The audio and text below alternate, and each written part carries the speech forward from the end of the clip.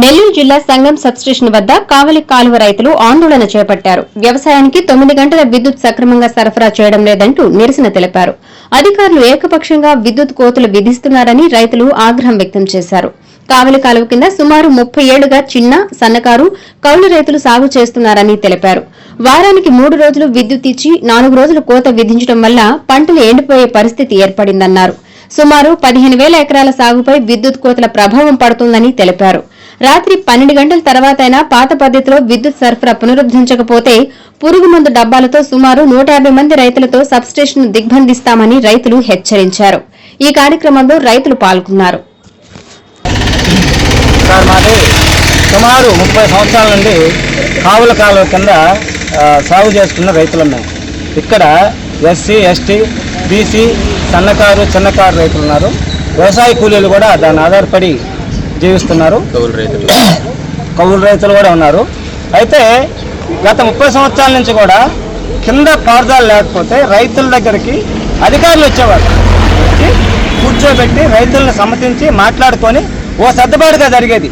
ఈ ప్రభుత్వం ఏకతాటిగా నిర్ణయం తీసేసుకొని 3 రోజులు వారానికి కరెంట్ ఇచ్చి 4 రోజులు కట్ చేస్తున్నారు. పైర్లు ఎండిపోతున్నాయి. మందు కొట్టుకునే టయాన్ని కొట్టుకోలేకపోతున్నారు. ఇది ఒక భాగం. సంగం మండలంలో సుమారు 7-8 గ్రామాల్లో 15,000 ఎకరాలు సాగులో ఉంటే మర్రిపాడు గ్రామానికి మాత్రం కరెంట్ ఇస్తున్నారు. తదితర మండలంలోని తదితర గ్రామాల కరెంట్ కట్ చేస్తున్నారు. అదేమంటే ఇది కలెక్టర్ నిర్ణయం, ప్రభుత్వ నిర్ణయం అంటున్నారు. మాకు ఏకపక్షంగా మాకు అన్యాయం చేస్తామని చెప్పి మేము గుర్తిస్తున్నాము. ఇదే కనుక కొనసాగితే మేము రేపు సబ్స్టేషన్ దిగ్బంధిస్తాం.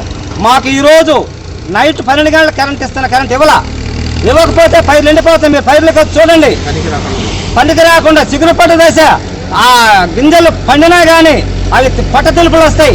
దళారులు కొనరు. ఆ భారం ప్రభుత్వం భరించాల్సి వస్తుంది. అదే కాకుండా బ్రిడ్జి మరిపాటి దగ్గర బ్రిడ్జి శిథిల వ్యవస్థకి వస్తే దానికి 12 రోజులు 18 రోజుల పాటు నీళ్లు పంపించలేకపోయిన కారణంగా దాన్ని తీసుకొచ్చి మా మీద రుద్దారు. రుద్దే మమ్మల్ని కత్తిరిస్తున్నారు వీళ్ళు. ఇది అన్యాయం. దీన్ని మేము ఒప్పుకోం.